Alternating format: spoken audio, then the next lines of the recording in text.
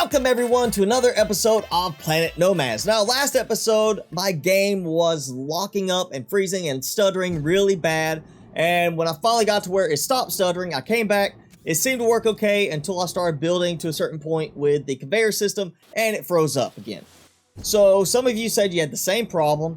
I waited a few days, came back, and the game worked normal. I was actually working fine, flying around, but the moment I attached a single conveyor piece to the chain I've already gotten built, it started locking up again, the same thing again. And I was like, you know, I could sit here and try to finish it and then save and exit to the main menu or exit the game completely, potentially, load it back up, load that save, and it'd be working fine again until I place the next piece down, which basically means instead of doing it nice and easy like I should be able to, it would take, what, 10 times longer to add each piece of the conveyor system and try to build out everything. So I'm not doing that. That is way too tedious, and that just helps to highlight more of the problems with the game right now. So instead, what we're going to do today is go back to something I haven't done in a while with this game, and that is ignoring the building aspect and just doing some exploring around the planet. And hopefully in the next few weeks, we'll see them releasing some updates that fix these issues so I can get back to actually building my mining rig connections and having everything pretty much self-sufficient with the base. So yes, it used to be I did a lot of exploring a game, flying around, doing stuff, you know, looking around the map. You know, I started over in this area and then explored, built my base up here and then explored all the way over here and all around till I got up to this area and started building this base. And outside of exploring down to here, trying to find some astronaut, I really haven't explored that much lately. So I came back over here by, you know, reloading my game so it would not be all stuttering and locking up, and just flew over here to this alien wreck to make sure I had already gotten everything from it because it was visible and I'm pretty sure I'd come to it. And I did. I had everything from it, but I also went a little bit north and scanned the area with the radar. So now what we're going to do is instead we're going to fly straight for this right here, northwest, and then we're going to go for this, and we're just going to start exploring and trying to find new alien wrecks and things like that. I think I've been to that one, so we may try to swing back down this way. And we do have another monument over there, the Laocoon monument, but I'm just going to start exploring for a little while, do the next 2 or 3 episodes exploring the planet. Maybe try to make a full way around the equator at least, or around maybe the North Pole type area. We might do that. I haven't really been to the North Pole. I've been kind of to the South Pole, so we might do that too. But yes, the next few episodes will just be exploring, giving the devs time to try and fix some of these issues. Ah, good. We do have a spot where I can park. Is there one of the orb-looking ones? You know what, it is, I'm not going to try to turn too much. We'll just go ahead and set down right here. I'm not even set down all the way. I just want to get close enough to the ground. Leave this up in the air slightly. There we go, like that. I can just kind of drop down with my jetpack and be good to go. Ah, Xehanort, some titanium, an address book, and Eridani messages. Alright, we're going to read that in a second. I think there's nothing I can do with that. It's just kind of a wreck, and that's the beacon, if I remember right. Yep. So, one thing I want to do real quick is just take the opportunity that I am here underneath all this. Let's get up and open, and even see here flying 31 hours of use. So, just hovering 31 hours of use on this without having to make any more fuel for it. So I might actually be fine to not have to make fuel the entire trip, but it's still good to have that option. Plus, it's probably using a little bit more power when I'm moving forward. Nice scenic area though. Look at that. That is different. Oh, and there's one thing I do need to do that I've done in the past. I didn't do it on this yet. I really haven't needed to yet. I'm gonna put that there. Oh, come on. Oh. So, yeah, I need to make some electronic parts real quick. Those might still be trying to make stuff. Let's see, that's... Yeah, that's this stuff. Okay. Oh, good. That's almost done. All right. Well, we'll do... You know what? We're going to make, like, 20 electronic parts out of each one, just so I have them available, because I don't have to worry about grabbing them, simply for the fact that I have the dispensers nearby. But I do want to go over there. One reason I'm doing the beacon is because having the beacon here, I can actually look and see, like, that's the scouter. It says Jungle Cliffs. So I can have my beacon on this and be able to see what kind of biome I am actually in. And even though I do want to go that way, I want to fly over here and get a look at this little bit of biome. Looks kind of like it has little fir trees in it. So I'm here, and it's kind of not fir trees. It looks a little different. Like, you can see they look different here than they do in the distance once they start rendering in. So that is one thing that is a little surprising. I was looking for Christmas tree type shapes, and now it's a little different. But hopefully we'll get something at some point where it can actually tell us on the heads-up display, hey, you're in this biome, so I don't have to do this sort of trick. And I realized there's also something I didn't do. We need to look at the Eridani message. So I don't understand that, you know, hieroglyphics right there. So DNA structure manipulation change relation to operational experiment. So we've already kind of seen in the past, they are experimenting with this little planetoid. It's not really like a planet, it's more like a planetoid. You know, smaller asteroid sort of thing, like Pluto getting demoted. And basically, it's like, I think they were, you know, we said that each biome environment has the creatures specifically, you know, designed to function in those. Basically, it's a genetic experiments here, and that's basically kind of what we're seeing here. So, enough energy in the generator, any operator will be analyzed based on their organic, neurological, or technological structure. Okay, so operator syndrome. Okay, interesting. All right. And we have one more thing here. We have an address book that gave me something new. What did I get new? Maybe this one? I can't remember. Was that one there? Redeemer, Tithonus, Moloch. So yeah, we're going to go do exploring in that direction today. Oh, I wonder if I've got... Yes, my electronic parts. Okay, we're going to make sure that stays on. And I'm going to name it Air Miner so I know what it is. And we'll change the icon. A navigation on. I do want to see it. We'll do E for now. I really don't need the navigation. I just need to be able to see, like, hey, you know, what kind of biome am I in? And where is it? Air Miner. Green Forest. Also, I am in a good spot to turn this on. Not leaving it running all the time. I don't know how much power consumption it actually will use, even just sitting there in this case. I don't want it to suddenly be the reason I'm out of power and can't do anything till I make more deuterium. Of course, I do have production going now. I haven't turned that off, but I'll let it go until I at least get to this next spot, till the man-made wreck over here where we got this distress signal. So here we are coming up on this man-made wreck, which you can see right down there. And I'm going to try to get close to it. I'm not going to land again. I'm just going to get very low to the ground. And looks like there's something glowing blue in the distance there, but it might just... Oh, there it is. Okay, yeah, one of the plant things that's, you know, very aggressive towards me, I believe, is which one I'm seeing there. Let's turn this off, just because I don't need production really going at the moment.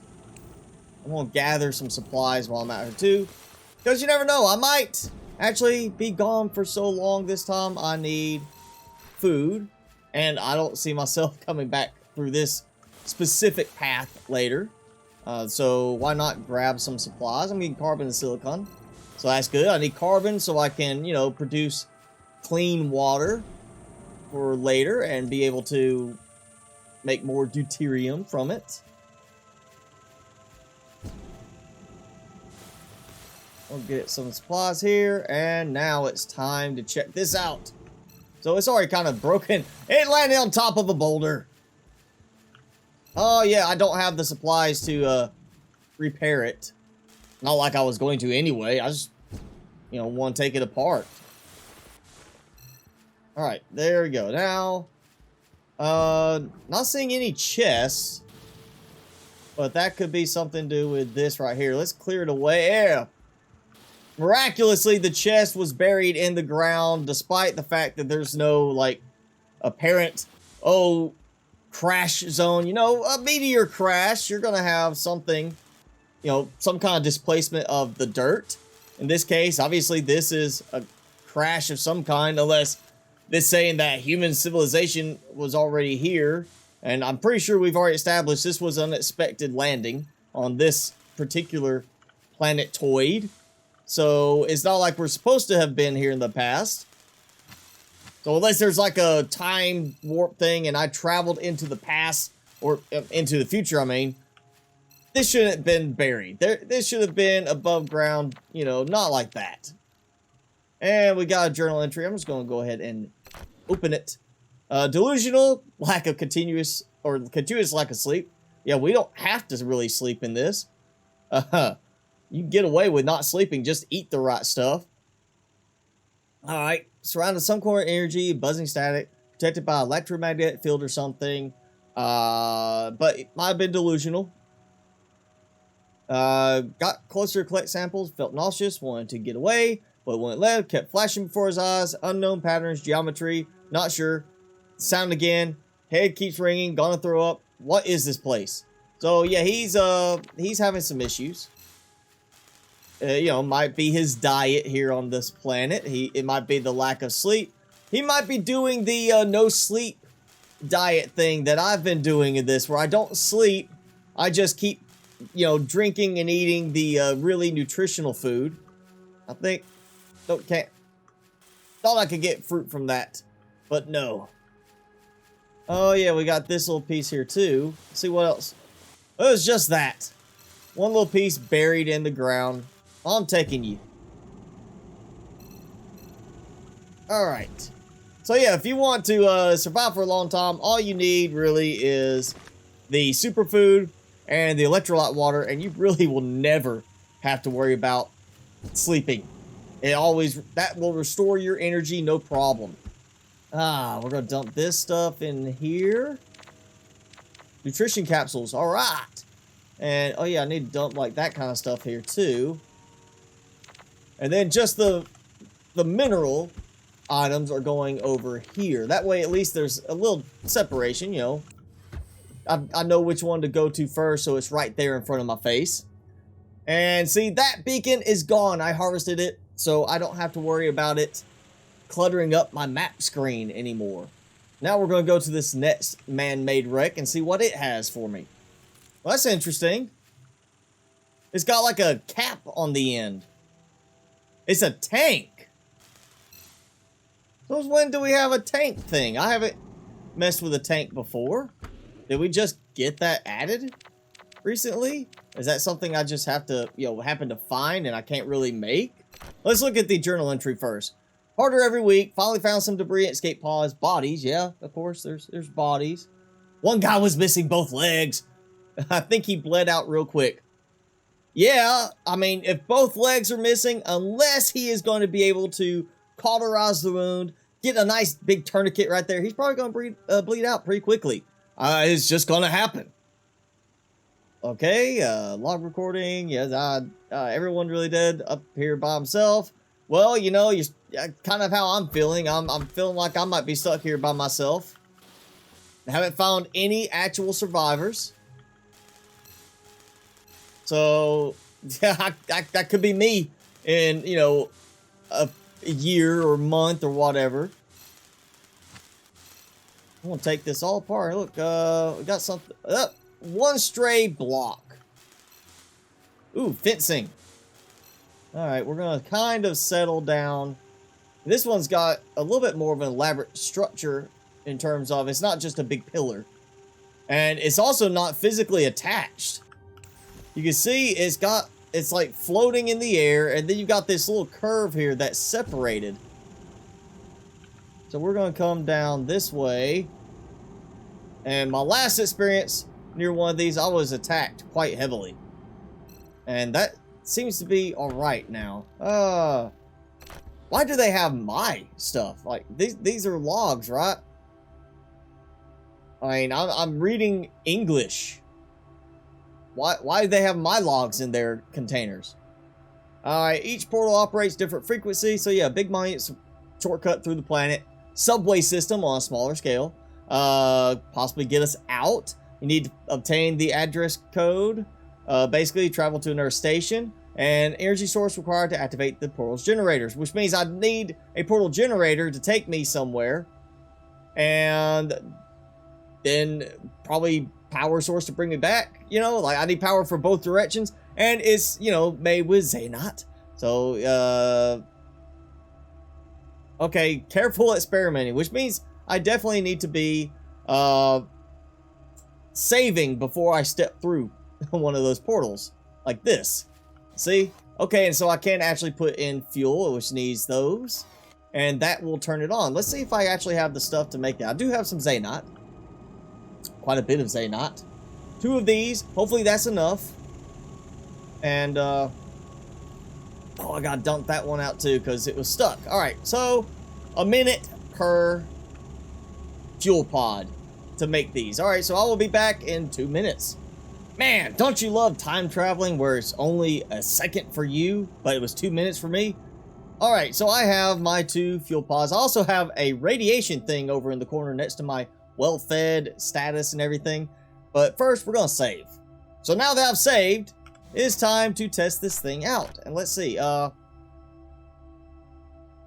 you know, it's out of 50,000, so it can generate way more. And it used up one of those. So apparently that is not enough fuel for this. So I'm not too far north of the monument right now. You can actually still see it on my scanner, you know, showing it in the distance. But I do see this nice plains type area over to the side there. And you can see a little bit difference in the tree shapes in the distance. Of course, as we saw, that doesn't always mean that's the actual shape the tree is going to have when I get close enough for it to properly render in the view. But I am getting further and further away, and my game is getting a little stuttery just from the fact that I'm moving through all this rain and it's trying to render so much in the distance, I guess. So yeah, still some optimizing needs to be done on this game, definitely in terms of the visuals. And yeah, we got a nice big stretch here. Guaranteed this is going to count as Tundra. And it looks like the rain is letting up, so either it's because I'm coming where it's turning into more of a snow type thing or something else, and I've got a distress signal, a man-made wreck, of course, and Tundra Cliffs is where it's showing it is at. So guaranteed I am now in Tundra. Yep, I was right. This is Tundra. Alright, so it's not stuttering as bad right now. It does seem to be working a little bit better because I'm getting away from the Tundra area or back into a Tundra area. That was kind of not quite Tundra there. And it started raining again, and that made a difference. But I'm back in Tundra, it looks like. And you can see there's a big mountain in front of me. Temperate Tundra. So not Tundra, temperate Tundra. I guess temperate meaning it doesn't rain all that much. And so nice big mountain range. Ooh, we got some stuff there. And I don't think I can actually go any higher with this. I can't go any higher than what I'm at right now. So I have hit the ceiling in height for this vessel. Or perhaps for all vessels. I don't know. I haven't tried to really fly super high with any of them. But we've got titanium, uranium, so that's always good to have right here. And yep, getting more of that. So we've got a nice crystal here. Iron. An iron crystal just on the mountainside along with all this. Silver and aluminum. So that's interesting. There's so much variation here. Maybe I can actually find like a good bit. So I'm getting silver from here, and let me reload my ammo because I keep forgetting to do that when it runs out. Now the thing is, most of the time it's going to show some kind of Unless it's like iron or uranium, it's gonna be a little harder for me to see the actual veins showing. Obviously, there's some... Oh, there we go. See, yes, there's some stuff here. I've got uranium, titanium right here. No iron. Carbon type stuff. Really don't know if I'm going to need it, but I think I might come land for a moment. Let it get some supplies from this, just so I have some. You see, I'm trying to go up so high, it's actually angling up right now. That might be something to do with the angle of the mountain, actually. But yeah, we're gonna go ahead and I could turn that off for now. Make sure the yep, the mining rigs are on, because that will give me some lighting that I need. And then I'll go check out the man-made wreck over here while this harvest, assuming I don't run into the mountainside because I can't fly any higher. Oh, this is gonna be such a weird landing right here. Like, yeah, I'm actually landing basically on the mountainside because I cannot go high enough to get away from it. I think I can make this sort of work. Yes, maybe. Let's see if I can get in here and look. Yeah, okay, I've got some resources coming in. Not much. It's not doing very well on that one. Is the other one doing any better? No, it's not doing very well either. That's not going to work. I can't sit here with like that and get, you know, just a tiny bit of resources off of it. So I guess that's not going to happen. Now is the question, can I get out of here? Let me go! Wow, am I about to flip? Yeah, it's about to flip me backwards. I'll be upside down, and I already know I do not want that to happen right now. That would be such a pain getting back and getting it upright. So I guess I'm just going to go ahead and forget gathering supplies from the top of the mountain there. That's a shame I can't fly higher in this, because that would be a nice place to build like a, you know, a mountain base right there on top. Big tower to land on with your vessel and just kind of be like, oh, hey, I'm parking here and I've got a nice viewpoint, but not going to work. What? Am I right above the wreck? Yes, I am. Basically just that. That's the wreck. And I'm just going to let that go for a moment in case I happen to be on a good spot. And it's wreckage, but it's not an actual, like, regular wreck. It's a piece of vehicle. A not very stable vehicle. But it's some good supplies. That's at least, you know, there's like a solar battery, or, you know, battery pack. We've got the beacon here. I've got this. And we've got a journal entry. Buzz. Growing pressure, frontal section of cranium. Stinging pain behind the eyes. So he's got a migraine. Alright. Getting unbearable sweating, shaking for hours. Haven't slept in, you know, while, or feels like that. Morning. Excellent concentration performance. So basically it's like when it's at night, he can't focus. He's got no energy, pain in his head. And then during the daytime, perfectly fine. So what, he's adjusting to being a solar-powered being? Are they mutating him to make him work better from sunlight? Like, photosynthesize his energy levels? Alright, let's see what we have here. I'll keep myself safe. Some good resources there. Let's see. I'm on break. Oh, yes. The nice bigger piece that just, you know, hey, here's a lot of stuff. Let's see. April 2075. Mars portal without taking necessary precautions. Yeah. Okay. Stranded on unknown planet, presumably light years away. No way to communicate. Carbon-based organic life. Breathable to the local animals, but not human-friendly. Quicker exhaustion. Higher water consumption. and higher caloric requirement. Water filled with bacteria, not usable from a long-term perspective, need to filter it. So yeah, basic normal survival stuff we're used to in other games like, you know, Empyrean. You need, you know, to filter your water in some way. Big tank, okay? I need to see if I can actually make tanks. And, you know, a storage tank, not a roll around, try to destroy stuff type tank, because we really don't have, like, mounted weapons in this at the moment. So I am almost on top of the North Pole. I mean, it is, like, right there. So I'm going straight north, hoping for that sudden flip around, be like, oh, you're going south. Oh, there it goes, right there. So I have just passed the North Pole. Let's get back, look at it slowly. There we go. All right, so this is the North Pole right here where I'm at, roughly. You know, we're going to turn you back on. I'm going to do an update. And you see, it's very little lag right then for that map update. I'm gonna hop in here for a second while it decides to update everything. Keep myself warm. You are well rested. Well rested, thank you. And the map is updated. Look at that. I'm on the North Pole. And that's interesting because it almost looks like I scanned almost perfectly within that ring right there. Almost perfectly. So here I am at the man-made wreck. You can see I've got a nice little crystal there. I also have 2 sections of it. So we're going to have to make this sort of quick before I go freezing.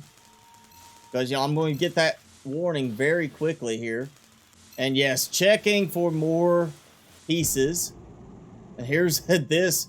Just, you know, 1 container off to the side. It has nothing in it. What a ripoff. Alright, let's check up here. We're going to, yeah, dig out a little bit.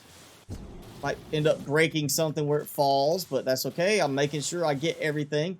Oh, look at that. Like I said, made it kind of, well, not fall, but it did kind of jump in the air. Alright, get these. And done. And I believe that's going to be it. I think I got, oh, wait, there's another little piece. Yep, okay. Let's get these crystals real quick as well. See what we get here. Silver. Crystalline silver up here at the North Pole. And I'm not freezing yet. Let's dump some supplies in. Alright. We're here. I've actually got plenty of stuff, so if I wanted to, I could go and build myself a nice little, you know, resting place, you know, mining facility somewhere out this way. But I'm not going to. Instead, I'm just going to worry about exploring right now because, A, my goal of building has kind of been derailed thanks to the fact that the building doesn't work as well as it should in this. Too many problems with larger constructions, even in the vessels themselves. Too many problems with large constructions. Too many problems with a lot of conveyors connecting. Too many problems with spreading out things over a large distance as a single structure. Just a lot of stuff like that going on right now. So I am not going to worry about building for a little while. We're just going to explore. And hopefully in the next few weeks we'll get an update that fixes some of these problems. If not all of them. You know, hint, hint, devs. If you want to fix all these little performance issues, be great. Be perfect early Christmas present. But if not, at least give us a little bit of improvement over this. Because it is frustrating when you're wanting to build some big stuff like I'm doing, or try out all these bigger builds, and you can't because the game locks up and stutters insanely bad, even with the lowest graphic settings. Well, that is it for today's episode. If you enjoyed the episode, be sure to hit that like button, leave me a comment below, and hit subscribe if you haven't done so already. As always, I'm your host, Mr. Spicy. Thanks so much for watching. Be sure to keep it spicy this week, and I will see you in the next video.